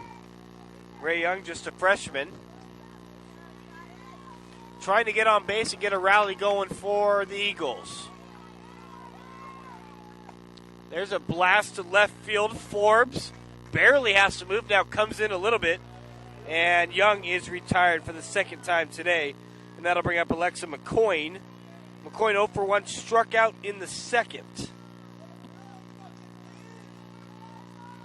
Yeah, Ostrike has really settled down since that first inning. She gave up 2 in that first inning, and she hasn't really given up much since then.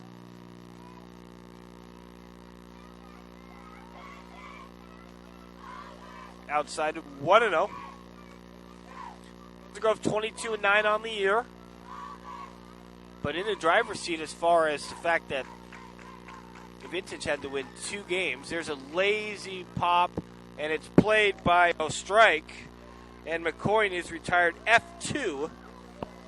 And that'll bring up Selena Mathias, who singled in the 2nd. She's 1 for 1. Yeah, just as you were saying it, Pleasant Grove definitely came into this game in the driver's seat. But Vintage only losing 1 game the entire year. But that 1 game, like we said, coming to Pleasant Grove. So this game had the works to be a very good game. And there's a shot into off the wall in left center field.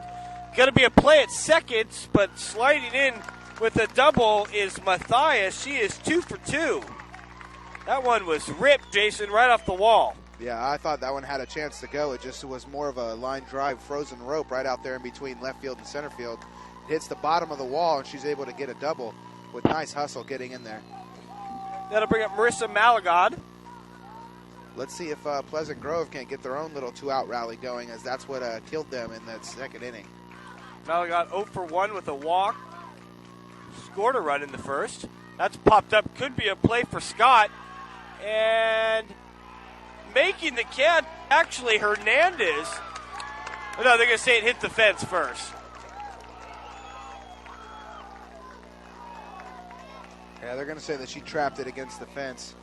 Good effort. And a good job of selling it.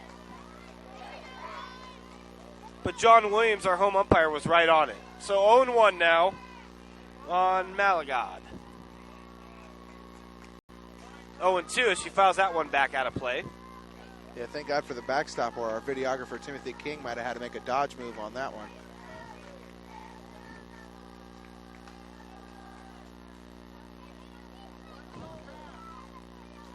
O2 pitch on the way. And that's another one right at Forbes. She barely has to move. Yeah, Forbes is getting a lot of work out there in left field, but she's doing pretty good. No runs on one hit. They leave one through 4. It is 9-2. Vintage on top. You're listening to the Division I softball Sac-Joaquin section championship game only on PlayOnSports.com.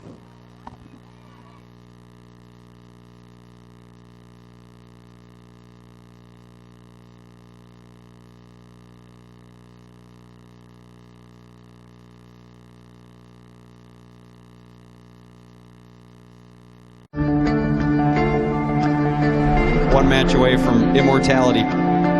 This is a total team effort. We're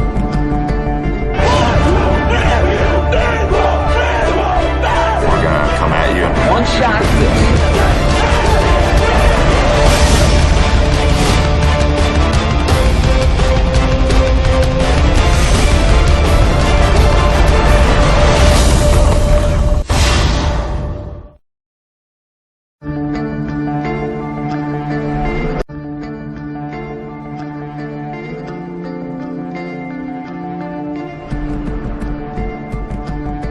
One match away from immortality. This is a total team effort. We're gonna try to dictate to you what you're gonna do on both offense and defense.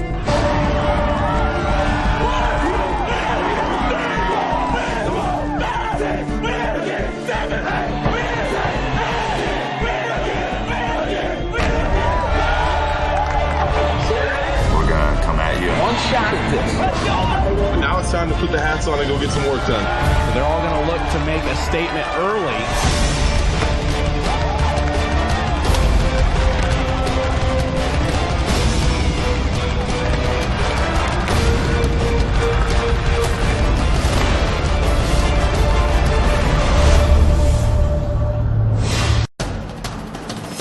We can get a player up here. Oh, that's good stuff. All right, perfect. Prepare a Wiley Ballard graphic. Do you want me to start the stream?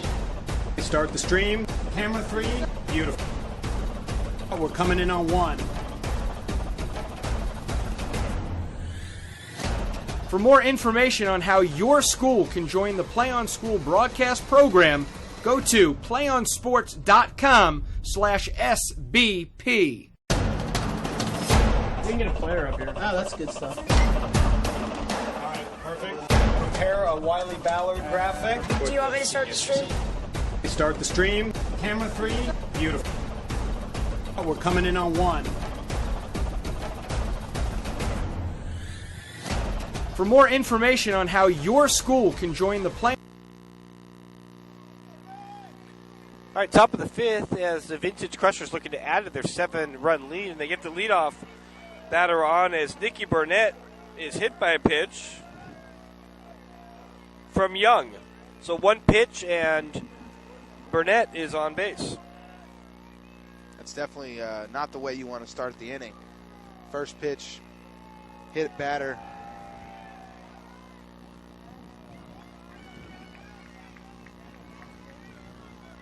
And that'll bring up no. Is that right? Courtney Kelly? Yeah, we've been calling her Jordan Baker all day because she's wearing number 5. But we had a guy from the other side run over and tell us that 5 is indeed Courtney Kelly. Oh, one of the parents. Yes. Courtney is 1 for 2 with an RBI single and scored a run. Back to the top of the order after this. Ball is low and outside 1-0 on Courtney Kelly.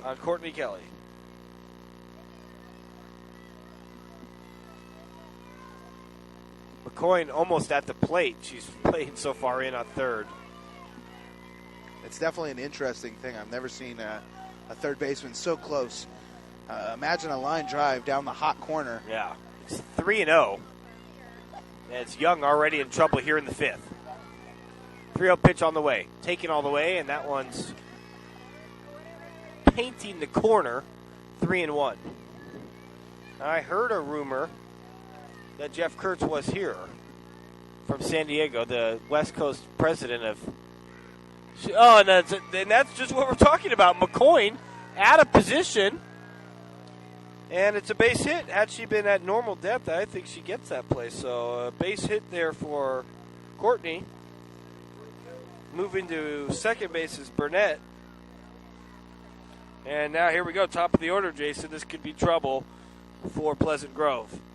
I think we're going to have a pitching chain. We're going to have McCoy pitching, Ray Young coming off, and Amy Hutchinson moving over to third base. We'll give you your change-ups when we get back from these after these words from our local sponsors. Top of the fifth, Vintage Crushers on top, 9-2. You're listening to the Division I softball Sac-Joaquin section championships only on the Play On High School Sports Network.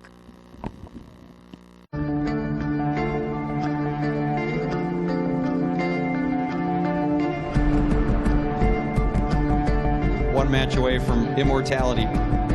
This is a total team effort. We're going to try to dictate to you what you're going to do on both offense and defense.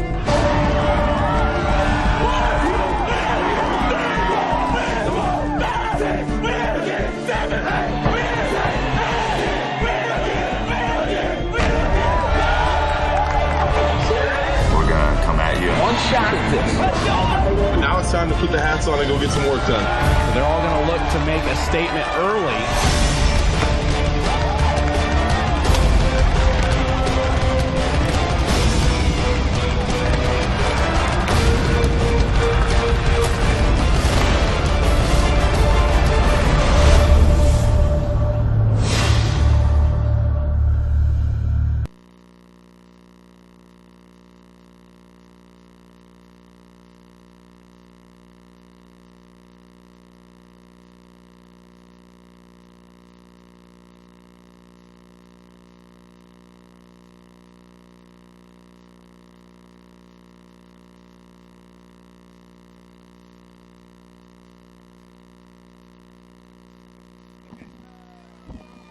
So changes for you. McCoy moves from third to pitcher, and Hutchinson, Amy, right, comes in off the bench and is now at third. So those are your changes brought to you by PlayOnSports.com. And the batter is Casey Burnett. Her sister Nikki at second. Courtney Kelly at first. 9-2, top of the fifth. Finn Pendergast is our in-game producer. The one and only Tim King, our videographer, alongside Jason Patterson. I'm Ben Schneider. Very happy to have you with us. A change-up misses outside, 1-0. A lot of movement there on the infield. Called that one a strike, Oh, actually. did they? Yeah. Surprising, too. I thought it was outside as well. We're about...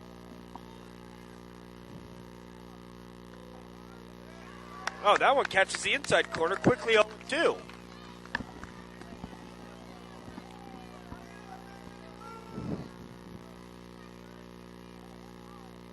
A cooler day here in Sacramento, definitely, than what we've had the last couple days. 0-2 pitch on the way. Swinging butt is foul. It'll remain 0-2 now on Casey Burnett, who's 2 for 3. A couple of singles, scored a run in the first. Also has a stolen base. She's having a fantastic afternoon. Already her fourth at bat. 4 at bats in 5 innings is pretty good. 0-2 pitch on the way. And it's a shot to the second baseman. Going to third, not in time. So Burnett reaches on a fielder's choice. Moving to third is Nikki Burnett, and the second is Kelly. Bases juiced, no outs for Sarah Hayes. And watch out, Jason, this could be a huge inning. Yeah, no outs, bases loaded. Man, could get worse. Hayes is 1 for 3 with a single, but she has scored 2 runs. Swinging bunt down the third baseline. Hutchinson can't play it. It goes foul anyway. 0-1 now on Sarah Hayes, the third baseman.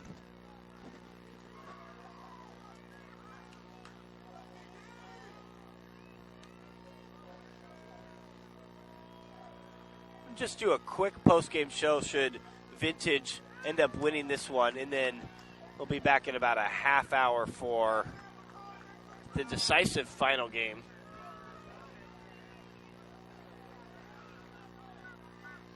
But Pleasant Grove still has 9 at-bats, 9 outs to get 7 runs. They got out of a jam last time it was loaded. 0-1 on Hayes now. That's a strikeout. Hayes strikes out. You're right. Because that's going to bring up Bailey Robin. So that's 1 out, bases loaded here for the Crushers, leading 9-2 here in the top of the 5th inning. And your Division I Sac-Joaquin girls softball champion. And that's exactly what McCoy wanted, was to pitch for the strikeout there. Best case scenario. Robin is 1 for 3 with 4 RBIs and a run scored. That one's right down the gut. Called strike.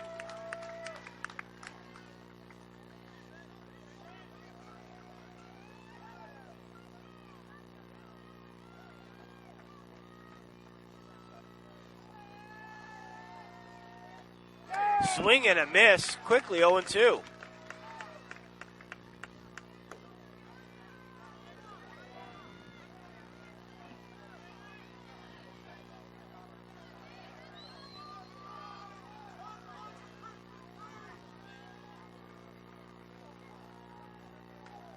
Outside, a good take there by Robin.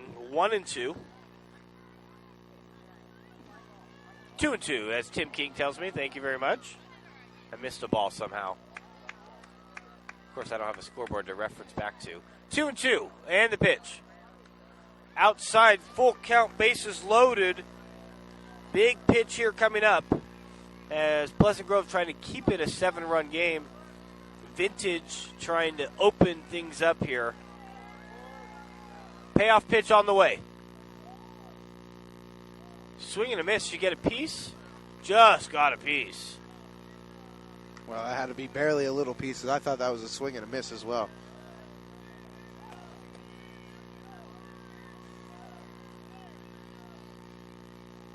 We'll do it again.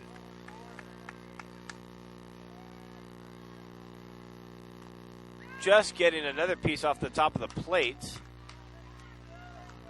Get a swipe of the plate by John Williams. And we'll do it again. Bases loaded. We got Nikki Burnett at third. Courtney Kelly at second. Casey Burnett at first. 1 out here in the 5th. Payoff pitch on the way. Just getting a piece to second. Got to throw to first. He'll get the out there, but coming home and scoring is Nikki Burnett. So Robin gets the RBI on the fielder's choice. Goes 4-3. Moving to third is Kelly, and moving to second is Burnett. That'll bring up Sydney Scott. Scott's having a nice game. 2 for 3. Has an RBI and a run scored.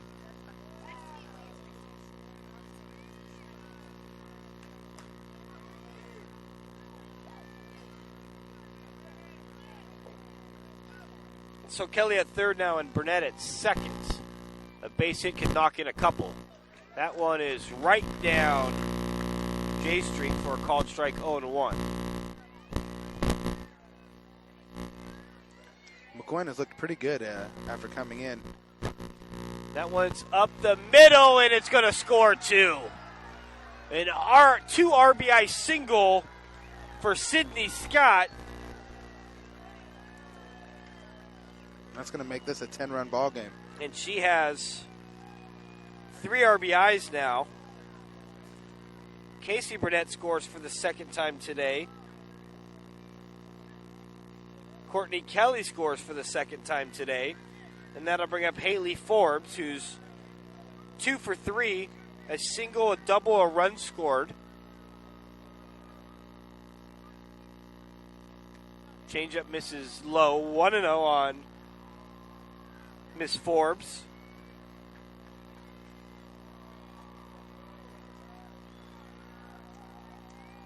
Is that the right score? No, it's 12-2. That's what I thought. Scoreboard reads 10-2, but it's actually, folks, 12-2. There's a knock in the left field. So Haley's on base for the third time today. Moves Scott over to second. And then I'll bring up Jordan Hernandez, who's 1 for 3 with a walk and an RBI double.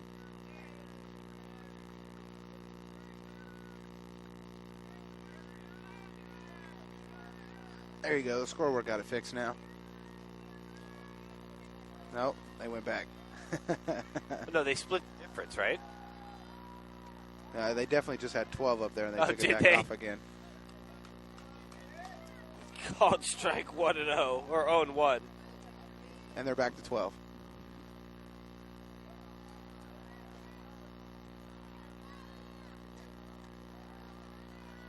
Just. Oh, no, they called a strike. That was a late strike, yeah. I thought that was a strike from here, too, and I thought he was going to call it a ball. So we got an 0-2 count. 0-2 pitch on the way. Just getting in a piece of it was Hernandez. We'll do 0-2 again.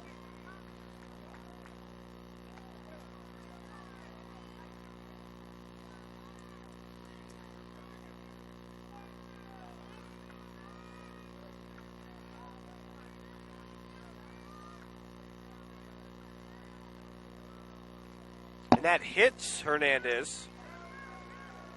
So it's actually second hits batter of the frame. This is turning into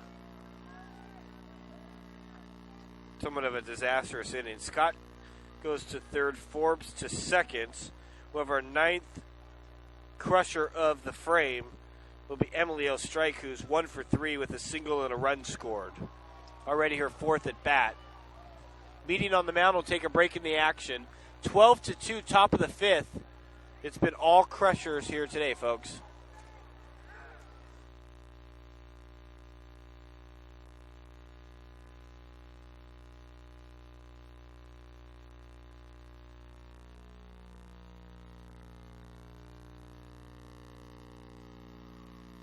Are you sure?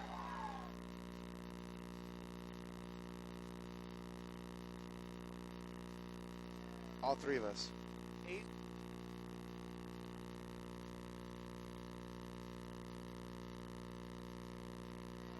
The fielder's choice. 2 outs here, bases loaded, top of the fifth, 12-2, and it's Emilio Strike, who's 1 for 3 with a single and an RBI, and a run scored. High.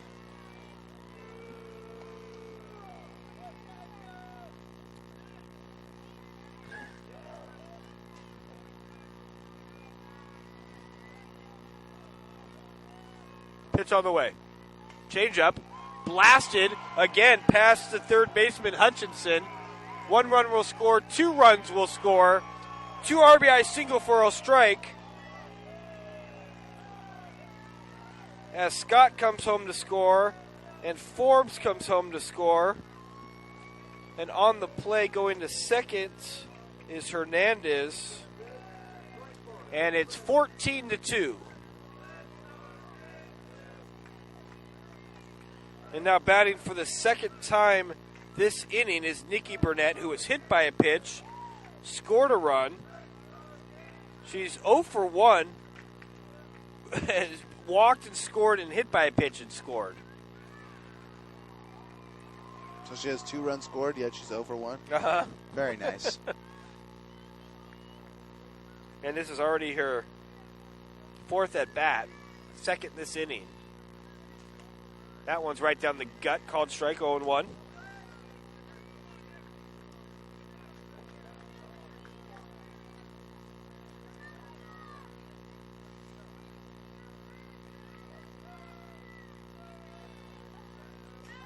Foul back, 0-2.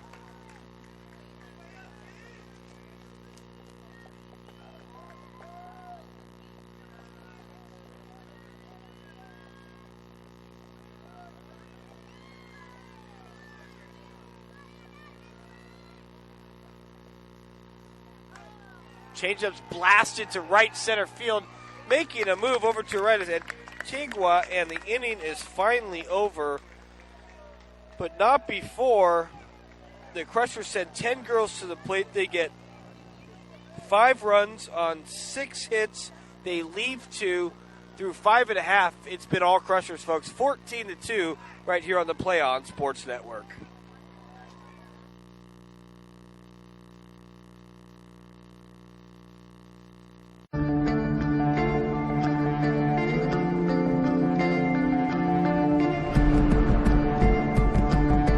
One match away from immortality.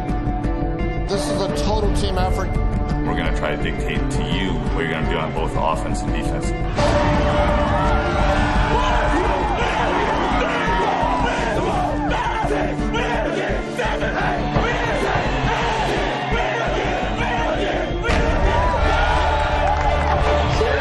going to come at you. One shot at this.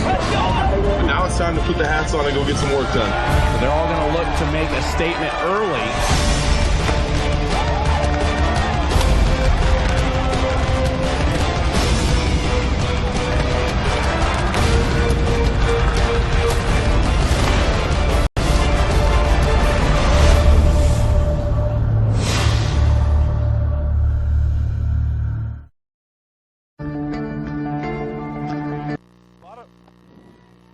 Bottom of the 5th.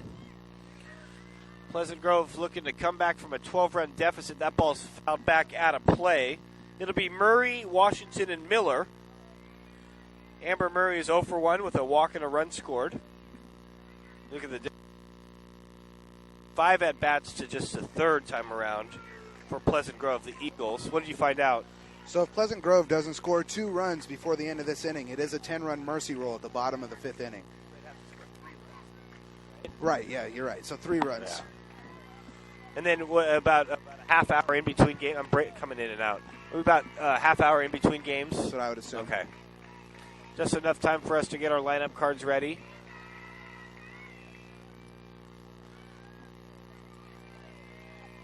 Murray digs in and the pitch. Fouled back out of play, and O'Strike's been solid out there on the mill. O'Strike's definitely been solid out there on that circle throughout the entire game. Hard to believe the Crushers only scored 1 run their last game. That ball hits the backstop before anything else. Yeah, it's definitely something interesting to look at. I would have been curious to watch that game between the Crushers and the Eagles the last time, as the Eagles were able to pull out 3-1 victory over these Crushers, who are doing exactly what their name entails, and that is crushing this ball game right now. Full count, as that one's fouled back out of play. We'll do it again.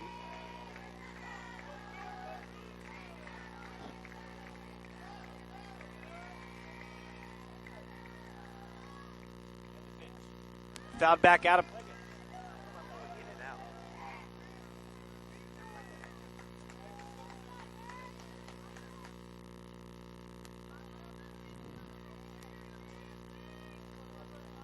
Check 1 2, Mike. Check 1 2. Okay, I'm good.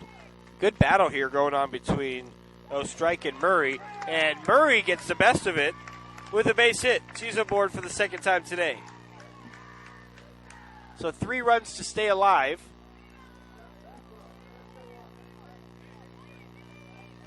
Otherwise, we'll have a 10-run mercy roll.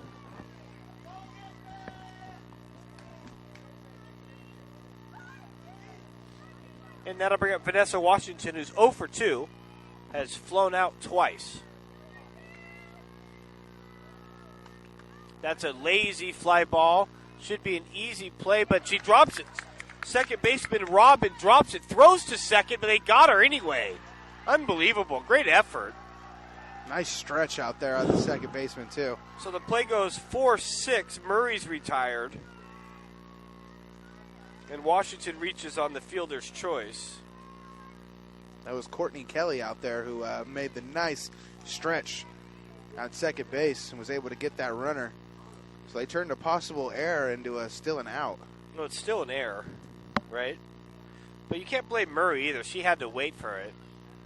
So it's not bad base running because she had to wait. No, definitely not bad base running. Just good infield play to cover up the error. I'll bring up Autumn Miller, who's 0 for 2 with a ground out and a fly out. That one's right down Broadway for a called strike 0-1. Jason and I, about 24 hours from now, will be at Kings Rally, Cesar Chavez Plaza, 9th and J. Chris Webber's going to be there, Mitch Richmond. And there's a blast to left. It's going to be foul, but hit a ton. Oh, and almost making the catch was Forbes. She got a glove on it and ended up going out of bounds. Good effort there from Forbes. As we hear the vintage student body start picking up. Yeah, they got a nice turnout. It's been quiet on the Pleasant Grove side, but they still got another game. They can, they got short-term memory to forget about this one. You still got a chance to get things done. So they can't get too discouraged by this one. They are still just as good a chance as the Crushers. You got to figure Strike's probably one of their aces. So it'll be anybody's ball game.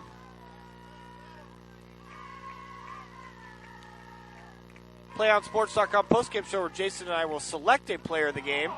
Called strike 3. It looked a little bit high, but Miller goes down looking, and we're 1 out away from going to a decisive third game. I mentioned Jason and I will select a player of the game. Wrap this one up, get you ready for our final game. That's all coming up on the PlayOnSports.com postgame show as Antigua swings and misses. She's actually 2 for 2. A single and a triple. And an RBI. So she's had a fantastic game. Katie digs in, takes that one high, 1-1.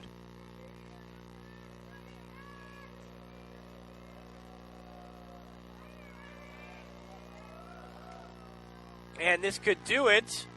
It's a fly ball to Robin at short, and that's how this one ends. Your final, the Vintage Crushers defeat the Pleasant Grove Eagles by a score of 14-2 via mercy rule. But folks, stick around. Nothing has been decided. We got one decisive game coming up in about a half hour. We'll come back and wrap this one up, get you ready for the next one. Once again, your final score, Vintage 14 and Pleasant Grove 2, right here on the Play On Sports Network.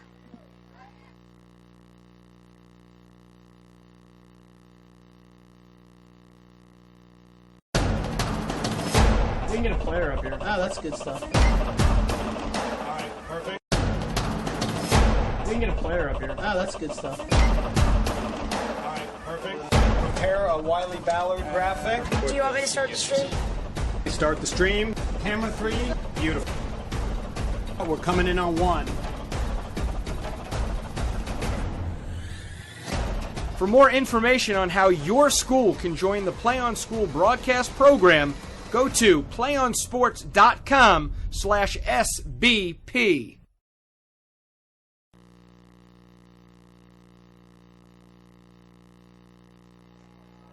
And welcome back to the PlayOnSports.com postgame show, where we just had the Division I section championship game for the Sac-Joaquin section go to the Vintage Crushers by a score of 14-2, but it doesn't matter because Pleasant Grove won the first one, so we will have a decisive game 3. It's best of 3, folks, double elimination. So we will have the final game here in about a half hour. Our PlayOnSports.com postgame show's player of the game is Bailey Robin, the second baseman. She was 2 for 4 with 5 RBIs and a triple and a run scored to go with another single. She had a fantastic game. Number 10, the second baseman, Bailey Robin, is our PlayOnSports.com player of the game as the Vintage Crushers defeat the Pleasant Grove Eagles by a score of 14-2. Jason, any final thoughts on this one before we wrap it up and take a small break before we get ready for that decisive final game? Well, I definitely say if I'm Pleasant Grove, I want to try to have a short-term memory and shake off this loss. That was pretty much a practice game. You played 5 innings of a warm-up, and it's now to come out and play some real softball. And let's see if they can't take the championship home to Elk Grove, as they definitely don't want to see it go all the way back to Napa. For Finn and Jason, and Tim, I'm Ben saying we'll be back in about a half hour with the final game for the Sac-Joaquin Division I Softball Championship right here on PlayOnSports.com. Once again, your final score of this one was Vintage 14 and Pleasant Grove 2, but we got a final game coming up here in about a half hour.